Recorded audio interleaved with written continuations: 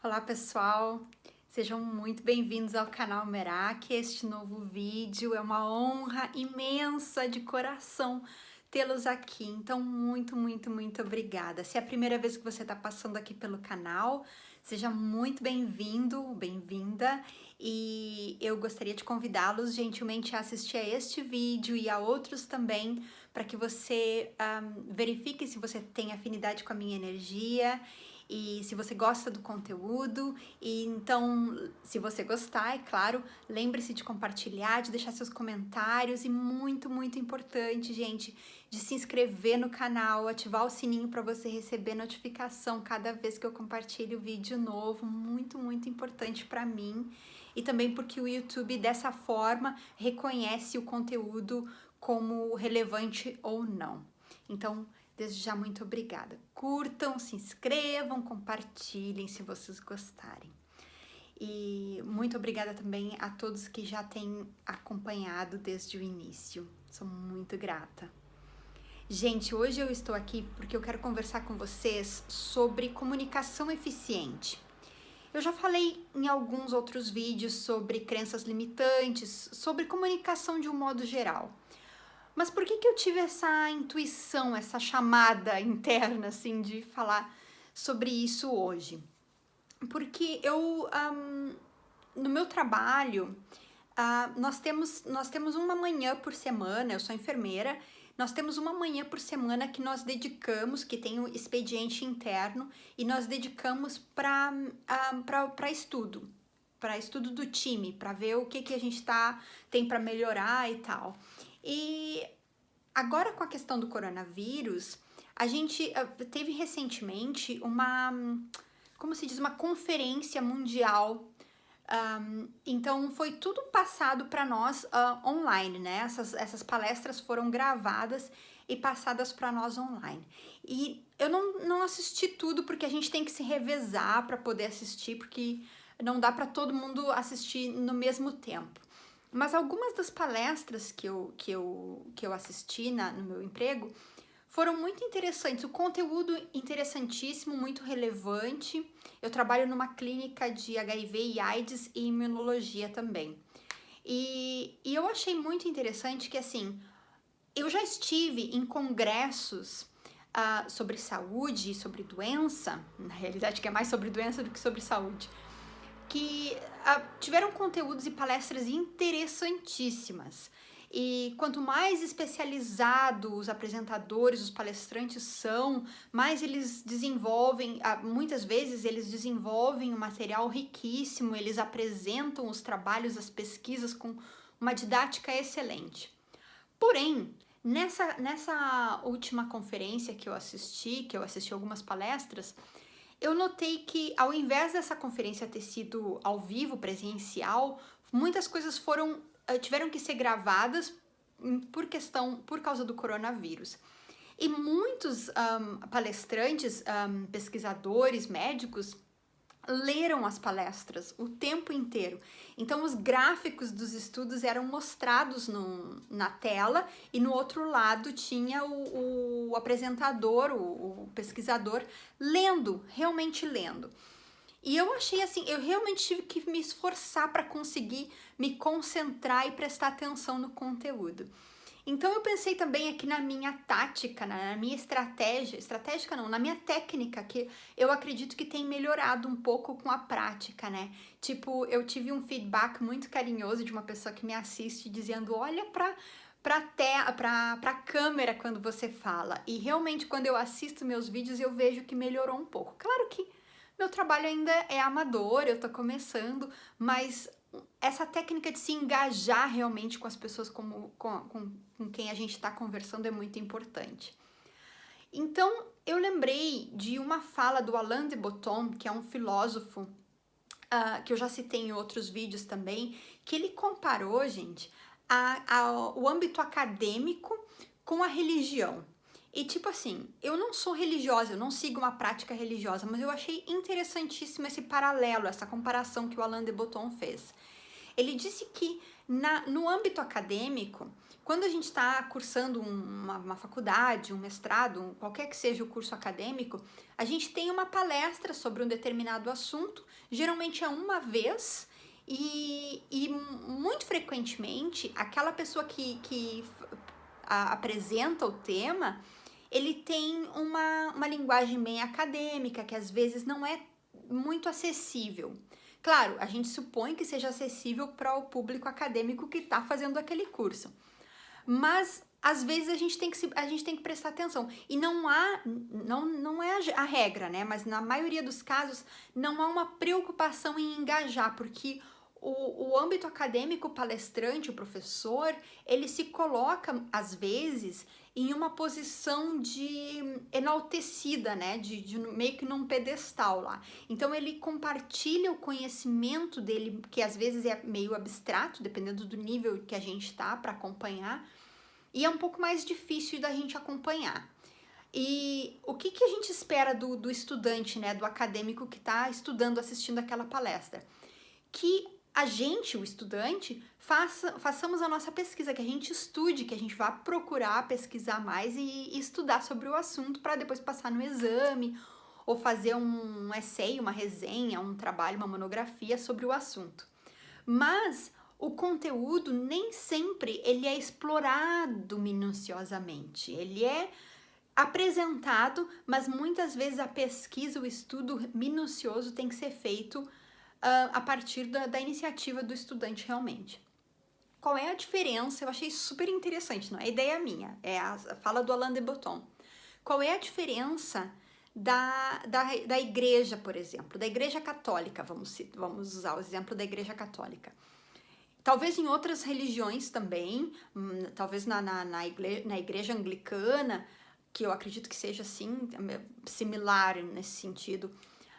As parábolas, os ensinamentos religiosos, as parábolas da Bíblia, elas são contadas de diversas maneiras e elas são ilustradas, elas são contadas e exemplificadas.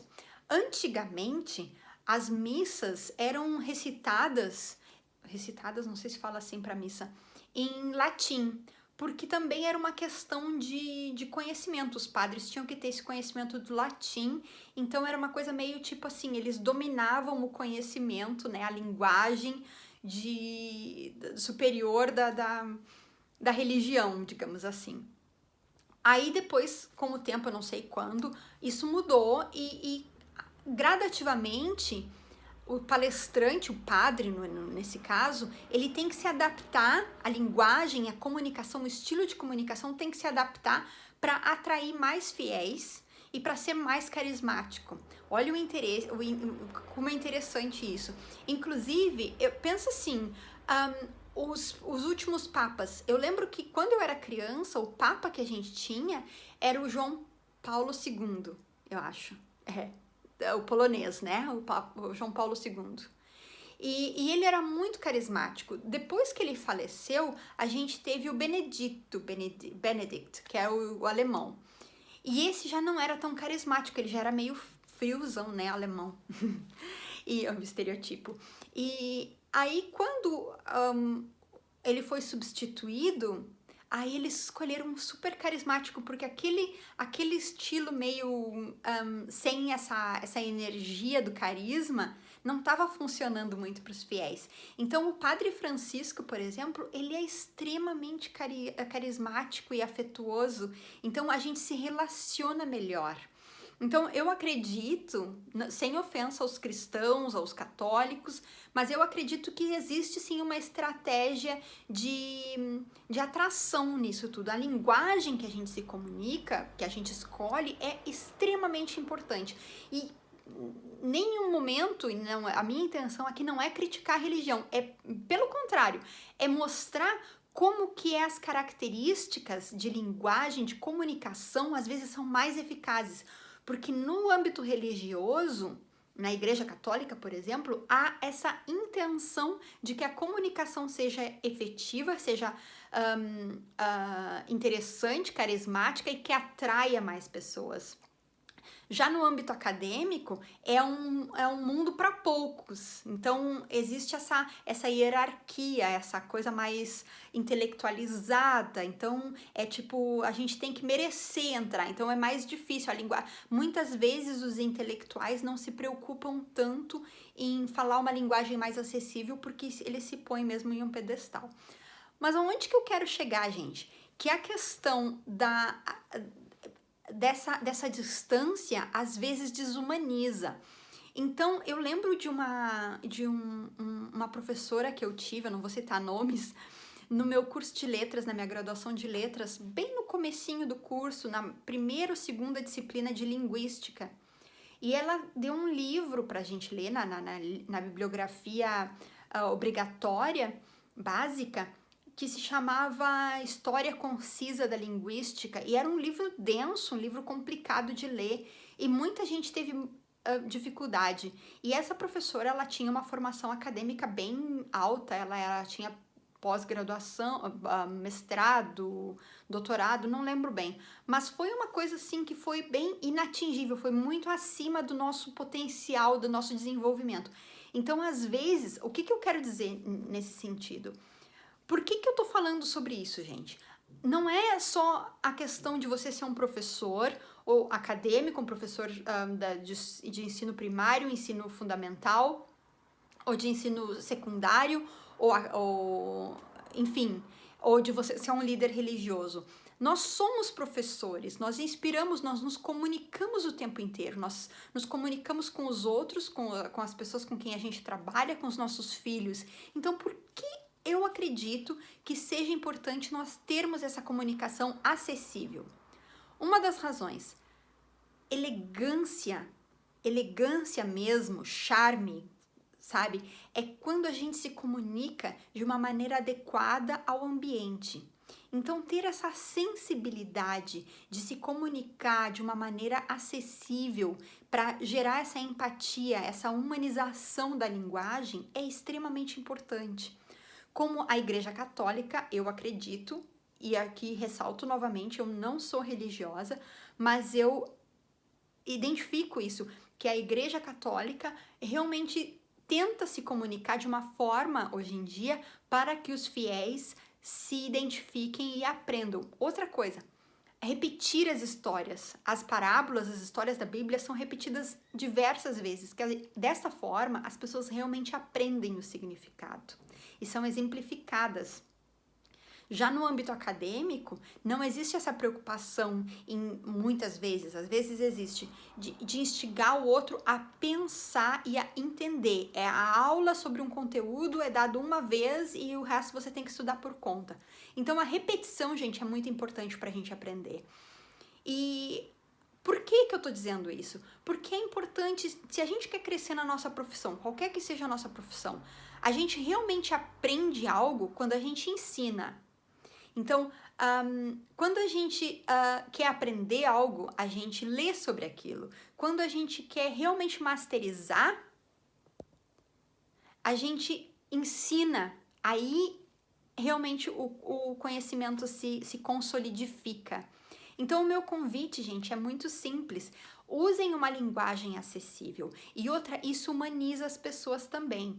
Outro exemplo que eu percebi, eu fiz um curso de treinamento vocal para atores e não atores recentemente na CAL, na Casa de Artes Laranjeiras, com uma professora que ela é cantora lírica. O nome dela é Adalgisa Rosa se eu soubesse, gente, porque eu não sei cantar, eu queria só melhorar um pouquinho para cantar pro meu netinho. E quando eu soube que ela era cantora lírica, eu já estava inscrita no curso, eu já estava tendo a primeira aula. E eu pensei, meu Deus, como é que eu vou cantar na frente dessa mulher? Ela é tão maravilhosa. Mas, gente, a Adalgisa é um ser humano tão lindo, tão humilde, tão simples, que ela faz as questões, assim, o nosso amadorismo vocal é tão respeitado por ela, ela não se põe num pedestal. Ela é no top da carreira, ela é uma cantora maravilhosa, sabe? Incrível, e um ser humano incrível, mas ela se põe com uma humanidade acessível. tudo que ela compartilha é um conhecimento simples, ela compartilha, ela gosta, ela tem prazer de ensinar. Diferente, por exemplo, da professora que eu tive no meu primeiro, segundo semestre da cadeira de Linguística na Faculdade de Letras, que se pôs num pedestal inatingível para mostrar, consciente ou inconscientemente, olha como eu sou maravilhosa, quantos anos eu passei estudando. Então, a gente se identifica muito mais com a humanidade, com a humildade, com a simplicidade. Então, essa questão de realmente observar o que funciona, de se comunicar com carinho, com atenção, com clareza, independente de qual seja a nossa profissão, independente se a gente quer, hoje em dia a gente está se forçando muito a palestrar, a conversar online, a ter encontros, meetings no Zoom e outras plataformas. Então, eu acredito que seja importante sim, se a gente quer crescer profissionalmente. Mas mesmo que não seja o caso, se eu for uma dona de casa, com todo respeito às donas de casa, óbvio, que eu quero ter uma comunicação eficaz, consistente, empática com os meus filhos, é uma coisa que eu gostaria de aprender, de aprimorar a minha técnica de comunicação. Então, gente, a minha dica é muito simples. Fale com clareza e com simplicidade, com humildade, olho no olho, sabe? E conecte-se, que isso é muito bonito e é atraente. E contar as histórias repetidamente, não se ponha num pedestal, seja atingível, seja, como se diz, um facilitador, uma pessoa que realmente gosta de estimular e incentivar. Que isso é tão bonito e a gente está construindo, a gente está investindo também a compartilhando o nosso conhecimento, a gente está investindo também nas próximas gerações em um mundo melhor. Gente, essa é a minha mensagem de hoje. Muito obrigada por assistir. Eu espero que vocês tenham gostado. E se gostaram, lembrem-se de curtir, tá bom? Muito obrigada, um super beijo e até a próxima.